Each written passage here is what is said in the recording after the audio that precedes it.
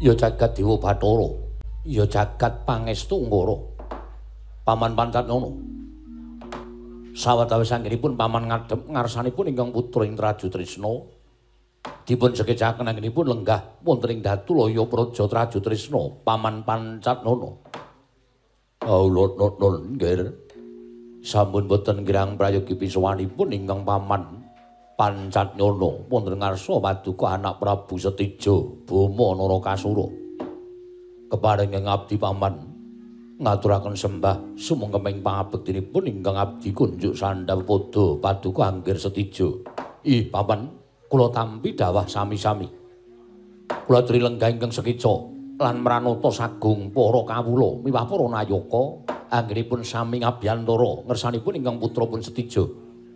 Sampun ngantos wonten ingkang damel geger awit dinten sakmangke boten kanthi kanyana-nyana negaring Traju Trisna wonten sowanipun kadang kula ing Paranggaruda inggih menika pun Yayi Samba inggih Yayi Wisnubrata kasinggihan sabda pangandika Paduka anak Prabu malah ingkang paman ugi nderek kagiat manahipun dene dinten samangke ingkang rayi Anggir Samba sowan ngersa Paduka anak Prabu Setija wonten menapa dene wonten sowanipun ingkang rayi ing Paranggaruda menapa saking pikajenganipun piyambak menapa dipun utus ingkang Rama ing Dwarawati mangke kula badhe andangu dhateng sowanipun kadang kula Yayi Samba Purbawasisa wonten asta Paduka anak Prabu Indraju Trisna kula sumanggaken nggih ingkang bapa namung ndederek kersa Paduka saha midhangetaken ingkang tedhela kadangipun Kakang Yayi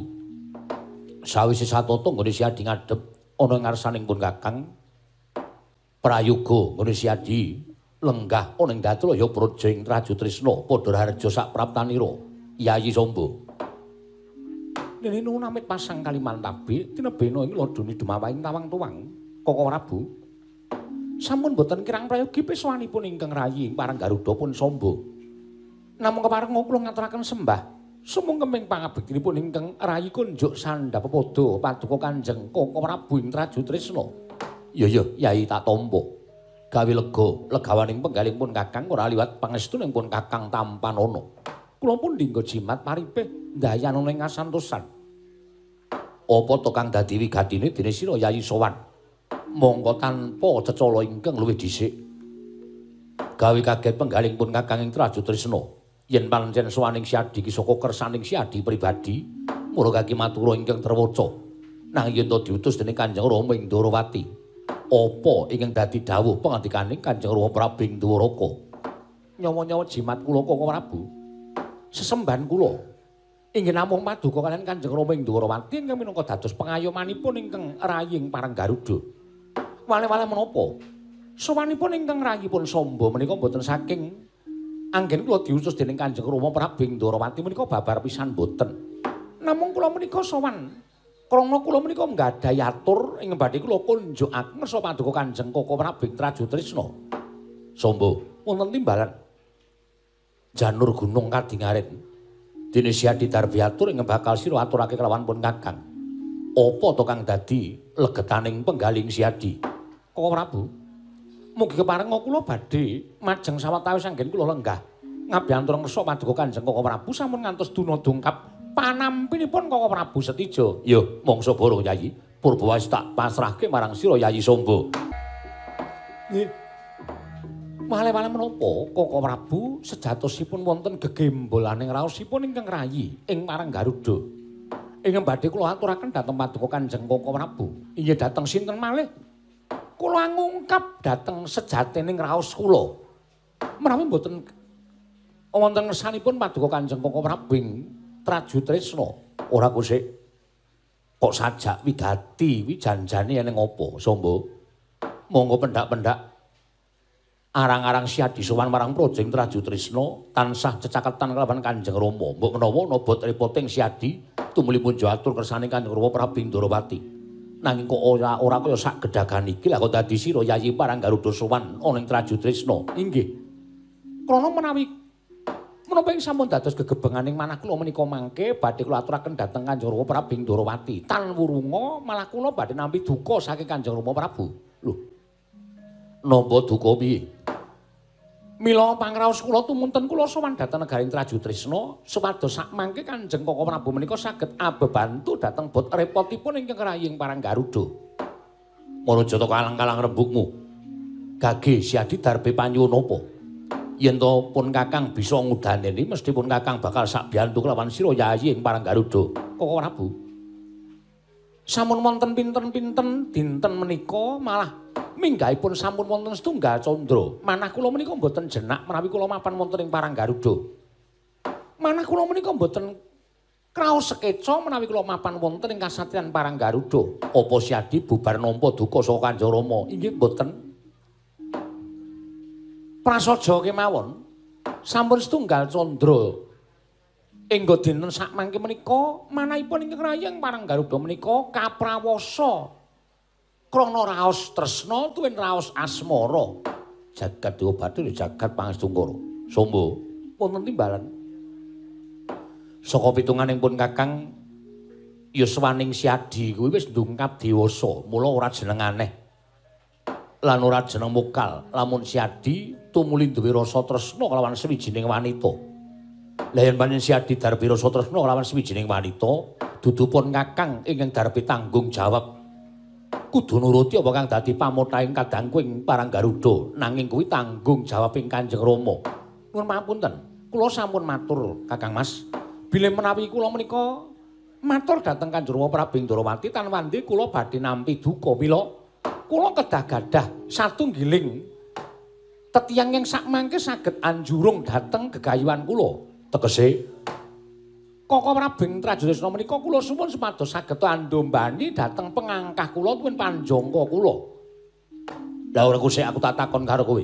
Lah terus wong wadon ingkang sembada mrawasa lawan atimu mau sapa? Inggih menika.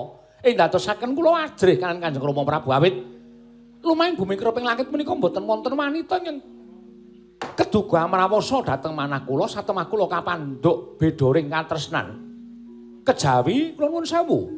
Atmajanipun Paman Madukara inggih menika pun Yayi Jenakawati, Koko Prabu Traju Trisna. Ratune Ratu Tama Pati Lino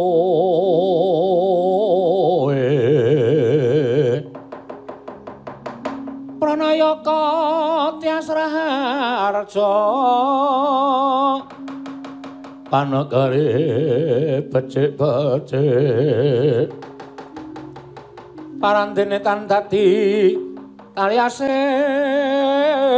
kala bendu malah bangkit manggilan dotra rubeda kang reribeti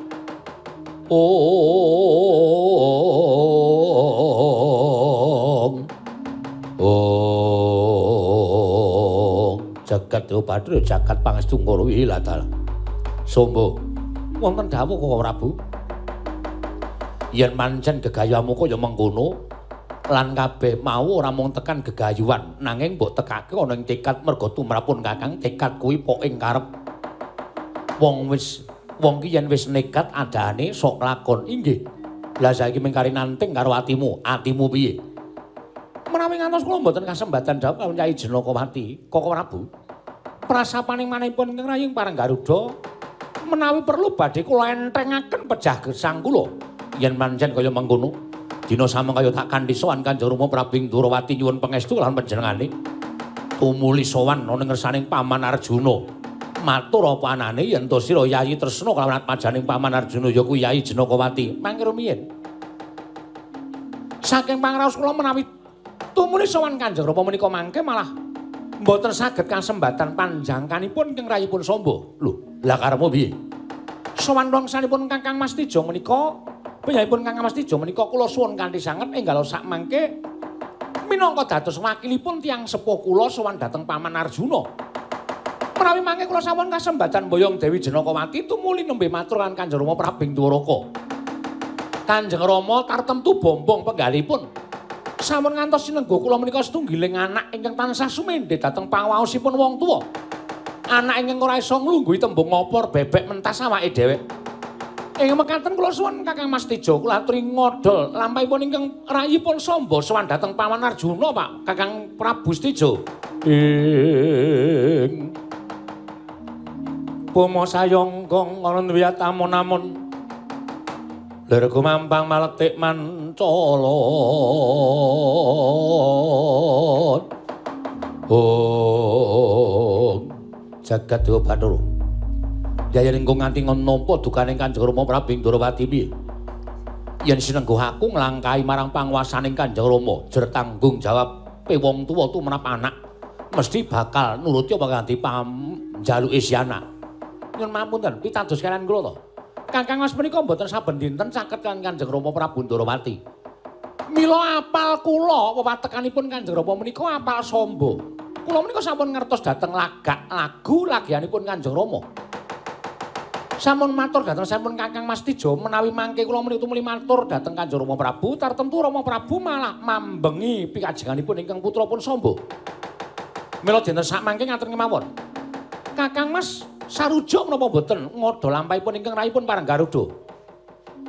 Lah yen nganti gagar wigarapan jangkamu mesti wae aku bakal kelangan adi. Samba, yen pancen kaya mengkono kang dadi karepmu, kowe metu dhisik enten ana pun Kakang ning alun-alun negara Traju Trisna. Sawise nganti busana pun Kakang bakal nemoni kelawan sira Yayi Adiku Samba lan budal marang kasatriyan Madukara. Menika saestu? Iya, Samba. Aduh, matur nuwun Koko Prabu, matur nuwun. Badhe wonten pangarep-arep anggen kula saged ambyong dhateng Yayi Janakawati kala dinten samangke kula nyuwun pamit madhal pasilan wonten ing alun-alun negaring Traju Trisna. Sing ati-ati aja kaya bocah cilik, Samba.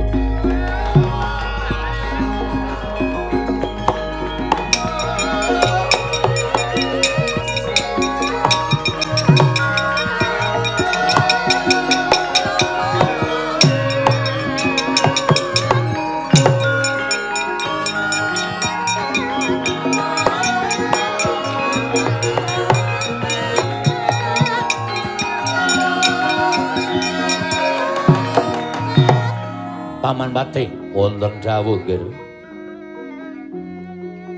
Wonten baktuen perkawis ingkang kedah ngembet dhateng ing putra ing Traju Trisna nanging gandeng Samba menika adi kula. Menika kadang kula taruna. Monggo tresna kaliyan Samba menika mboten saged dipun gambaraken. Menawi ngantos Samba cabarakenipun badhe ngrengkuh pun Janakawati. Sakmangke tartemtu kula badhe kecalan kadang taruna. Mila kula nyuwun dhateng Paman Pancatnyana, kula aturi nengga negari Traju Trisna. Kundur paduka benjang menapa. Mboten badhe kula wangsul dhateng praja menawi dereng saged kasembatan panjanganipun kadang kula Yayi Wisnu Brata inggih Yayi Samba ing Parang Garuda. Nggih. Namung ndherekaken Sengkar Paduka mugi-mugi lebda ing karya nggih anak Prabu Stijo. Paman Pancatnyana kula nyuwun pamit ngatos-atos nggih. Anggir Stijo Bumanara Kasura.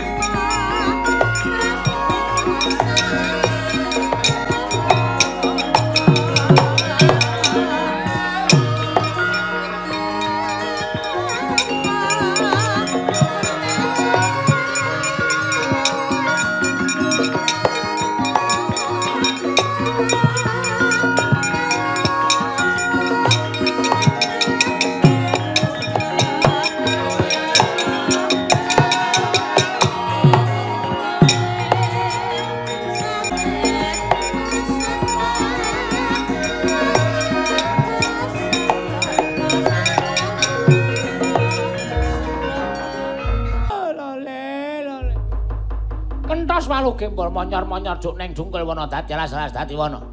Lesmana. Putuku ngger Lesmana cah bagus, putuku ngger Candlonet. Lesmana Mandrakumara.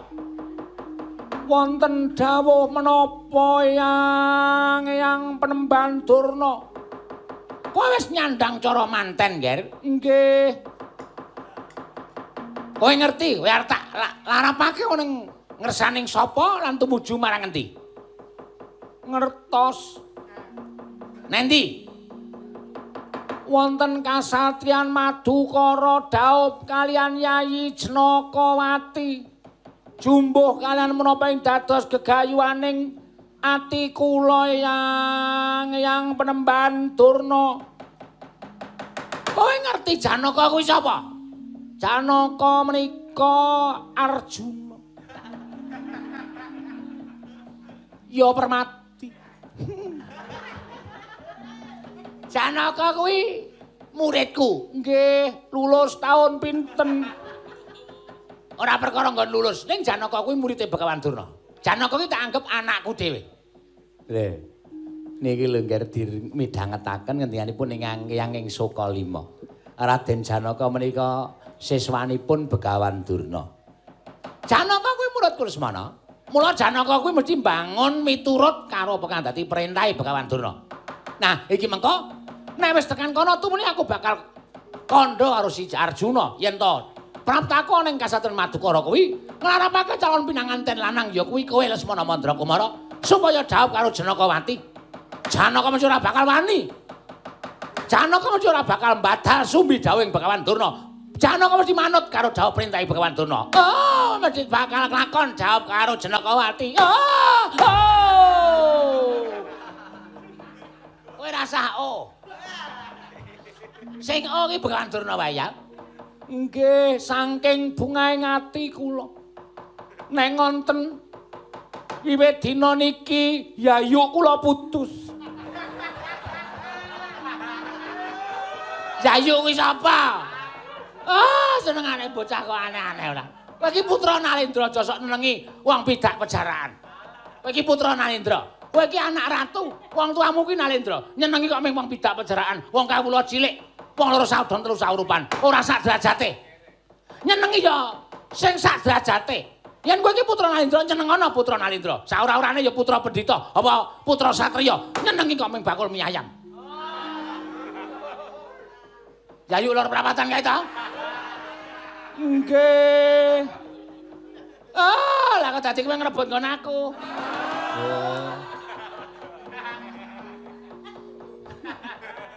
Bola. Turan sampean. Aku ora ngapa-ngapa, anyak. Mustahil. Nggih. Niki terus budal teng kasatriyan Madukara. Ya, heeh. Nek mengke Paman Janaka mboten maringake, kowe ora percaya karo aku, heeh. Begawan Durna kuwi aji-aji guna kasantikan panggendam pirang-pirang. Oh, Janaka mengko kena panggendamku, tak walik paningalih. Mesti anake diwenehke karo Begawan Durna. Tumene tak dawuh karo kowe. Ora coba, apa ora seneng atimu, ha? Nggih. Bungah kula nyenengake. Iya. Monggo yang dipun lajeng lampahipun menika pun dugi meh cedhak kasatriyan Madukara. Wonten tulisane wis.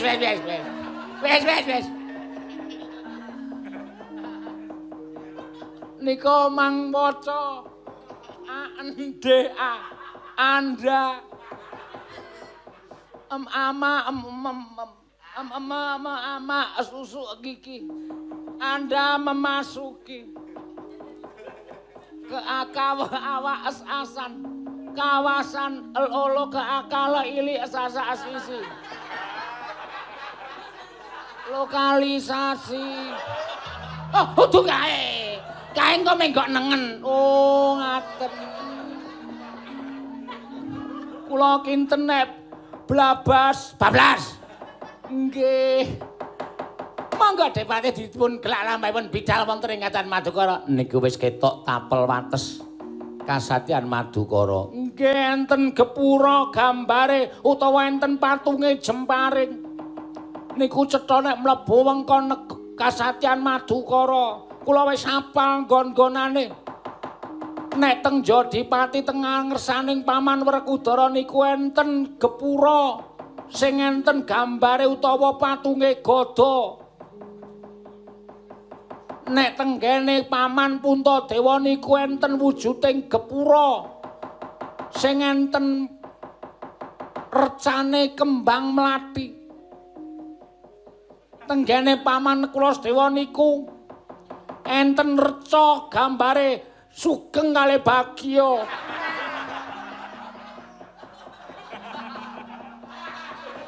Sinten niku Dewate?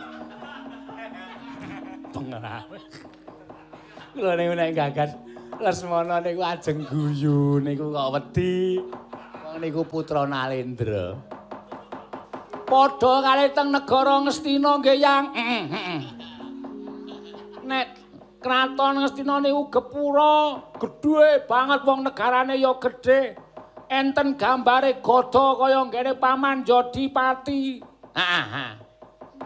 Nek teng negara Ngawa nggih enten gepura gambare Jemparing loro. Kuwi merga tandha yen to anak Prabu Basukarna kuwi pancen pinter olah ngembat jemparing. Nggih. Tenggene sampeyan nggih wonten gepura gambare wong ngemiki. Kae gepura saka pemerintah. Penggalaan keluarga berencana. Urung tak gempur ke saiki. Mbaya dirangi. Ndak madan-madani Sokali. Sokali niku gambare napa? Nang, Sokali niku gambare napa? Gambare napa? Terpejo jaran. Dengangak nih. Oh.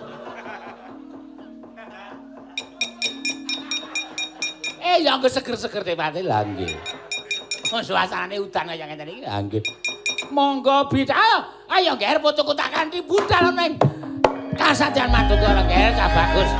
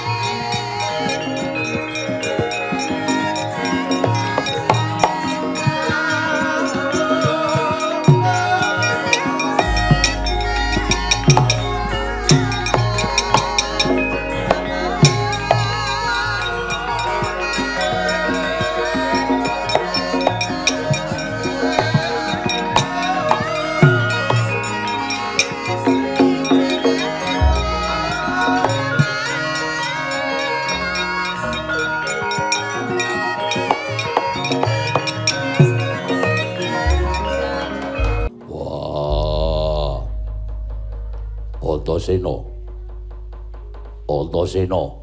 Apa, Pak? Dangu karo wong tuwa ora wangsulan. Mergo atiku ora penak. Atiku tuwuh tandha pitakon pirang-pirang.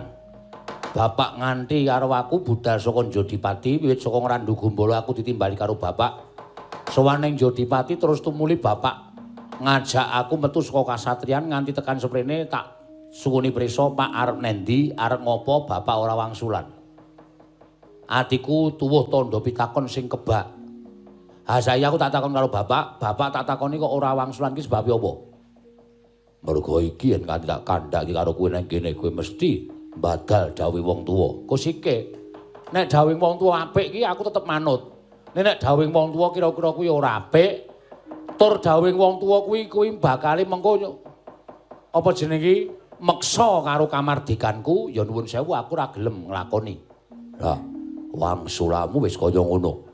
Mula rasa dadak takon sing merno-merno ayo ndang budal. Arep nendi? Wah, manut karo aku. Wong mlaku ki eneng tujuane. Nek ora ana tujuane kuwi engko kesel lho, Pak. Engko nek kesel ming ngrekasake aku. Antasena. Didak-idak. Engko tak idak cengele nesu. Wah, ngida-ida wong tuwa ora tekan sirah. Ngida-ida kok tekan sirah. Lah jare mumet. Mumet ngida-ida sirahe. Wah, caedan. Ayo budal, kok sik aku gelem mangkat ning Bapak Prasaja. Arep nendi? Lah Madukara. Oh, none paman. Yo. Pigatine ngerti yo. Anak Werkudara kabeh wis padha omah-omah, kabeh wis padha mentas. Kakang Montorjo ya wis omah-omah. Kakangmu Gatotkaca ya wis omah-omah, wis mentas. Tegese wong tuwa wis ora duwe kewajiban kula mentah karo kakangmu sakloron. Ning kowe sing durung. Mula aku bakal tekan kasadan Madukara mengko. Ning ngarepe jlamprong adikku ya pamanmu Madukara kowe arep tak jodokke. Jodokke piye? Jodokke piye? Cangkeme. Wah, wong tuwa getak-getak. Ha jodokke piye aku lagi mau rabi ya, Pak. Aku ki lagi seneng dhewe, aku isih seneng dhewe, aku mau nek kon rabi nek tok jiat kon rabi aku mau. Wis wancine kudu nglakoni rabi. Kowe arep tak jodokke karo adimu wadon Jenakawati. Wah, Cilaka wis.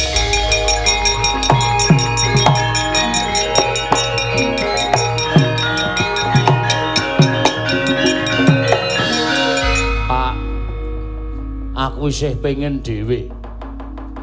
Aku durung kepengin omah-omah. Aku isih duwe panjangka sing kudu kelakon. Mula aja tok rabekke sik ya, Pak. Ngerti to, Pak? Aku kan isih skripsi. Ora sah wangsulan. Manuta. Pak, aku isih kepengin dhewe, Pak. Yen ora manut karo Werkudara. Ora manut karo bapakmu. Ora apa-apa. Ning kuwi dina iki ora sah ngaku dadi anake Werkudara. Minggat. Aja ngaku kowe turun Werkudara. Aku ora sudi dadi wong tuamu, aku ora sudi dadi bapakmu. Ayo minggat. Malah iki sing berat. Ya kon dadi anake sapa? Sakaremu, arep dadi anake Mbah Kasan ya sakaremu. Kuwi dagelane waluh wis mati, Pak. Aja sok dienggo. Ben tentrem panjenengane ning kono. Wah, yo men. Manut apa ora? Mengkari ngelakoni, mengko sing rembugan aku mengkari ngelakoni, rasa kaya bocah cilik. Pak, aku manut. Pak, aku jane ora sandata wangsulan diwae takon minggat. Aku ora sudi duwe anak sing badal jawe wong tuwa. Ayo budal. Pak, ayo budal. Yo, wis ayo mangkat. Njaluk ngapura lho, Pak. Wah, manut karo bapakmu wae.